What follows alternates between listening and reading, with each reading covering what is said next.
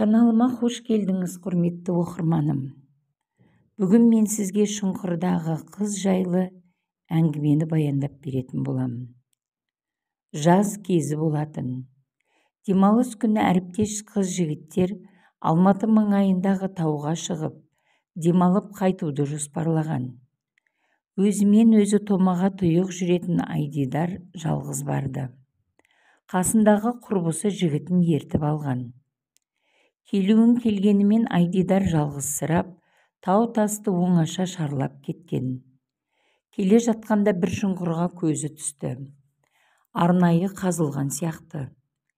Айдидар кенет ту сыртында біреу қарап тұрған сияқты денесі тітіркеніп кетті. Неге екенін жан дүниесі әлгі жерде отыра бергісі келді. Құдды арбалып қалғандай. Кәдімгі шұңқыр. Шұңқырдың қасында кеспелтек ағаш бар екен. Соған отырып еді, кенет көз алдына шашы қою қара бір қыз көлбеңдеп елестегені. Арғы жағынан шыққан бір жігіт қыздың шашын сүйрей жөнелгендей. Қыз ентігіп қалған. Аяғын шалыс басып сүрініп кеткені сол, қорқау жігіт шұңқырға қызды итере салды.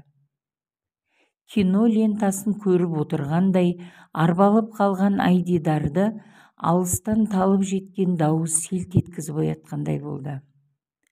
Жалма-жал есін жиып, мына жерден тезірек кеткісі келіп орнынан тұрған. Бірақ аяғы шөпке оратылып, шалынысып жіберер емес. Әріптестері Айдидарды бақандай жарты сағатқа жоқ болып кеткенін айтқанда, өзі таң қалды. Бар жоғы 10 минут өткен сияқты, тіпті одан да аз.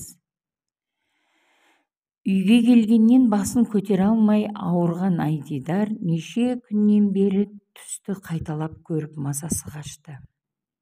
Қыздың шашынан сүйреген жігіт біреу емес, кейде екеу, үшеу боп кетеді. Кейде қыздың орнында Айдидардың өзі болады. Әлгі шұңқырда бірдеңе болғаны анық. Ертесіне ішкі істер бөліміне өз аяғымен барған Айдидар бөлім басшысына кіргенде не айтарын білмеді. Тек кезекшіге: "Сіз Құдайға, жалпы тылсым дүниеге сенесіз бе?" деп сұрақ қойған. Содан соң Айдидар өз басынан өткерген тылсым оқиғамен бөлісті. "Бұндай істерді негізі қарамаймыз. Сонда да болса сенің көңілің тыныш табу үшін 5 адам бөлейін. Әлгі жерді көрсет, содан кейін мешітке барып оқытылып ал", деп бөлім басшысы ағалық ақылын айтты. Ертесіне бөлім басшысы өзі бастап Айдидар көрсеткен жерге барды. Танадай тыныштық ұрып тұрған жер расымен үрейлі еді. Айдидарды көлікте қалдырып, өзі шұңқырға келді. Шұңқыр жарты метрге жуық. Бұл жердің топырағы қайда екен деп жан-жағына қараған. Сәл әрірек апарып тастапты. Қазылғанына біраз уақыт өткені анық. Өйткені топырақ тапталып, үстіне шөп өсе бастаған. Айналаға барлау жасап жүрген бөлім басшысын шұңқыр қазып жатқан жігіттердің бірінің айғайы селт еткізді. Адамның аяқ киімі шыққан екен. Сол күні түнде Айдидар рахаттанып ұйықтаған. Бөлім басшысы Айдидарды 10 шақты күннен соң бөлімшеге шақырып алды. Сағыныш Қытайдан Қазақстанға 2016 жылдың көктемінде оқуға келген. Қаршадай қызды алыс шамағайындары қарсы алады. Алыс шамағайындары қала іргесіндегі Талғар қаласында тұратын еді. Үйде 2 зіңгіттей ұлы бар. Сағыныш күзге дейін қалада жұмыс істеп, оқу басталғанша біраз ақша жасап алмаққа бекінеді. Солай бір салонда еден жуып жүреді. Бірақ Сағыныштың жолы болмай, оқуға түсе алмай қалады да, қайта Қытайға қайтатын болады. Берілген виза уақыты да аяқталуға жақын. Сөйтіп жолға жиналады. Тұратын жері жоқ, әрі қорғансыз қыз жамағайынның үйінен де тезірек кеткісі келеді. Өйткені бірі 25-ке келген, енді бірі 23-ке келген соқталдай екі жігіттің мазағына қашанғы шыдасын. Олар әке-шешеміз қасымызда, біздің үй деп әбден есіріп, бұған күн көрсетпейді. Сол күні Сағыныш Қытайға баратын автобусты Құлжа тас жолында Талғарға кіре беріс айналма жолдан күтіп алмақшы болады.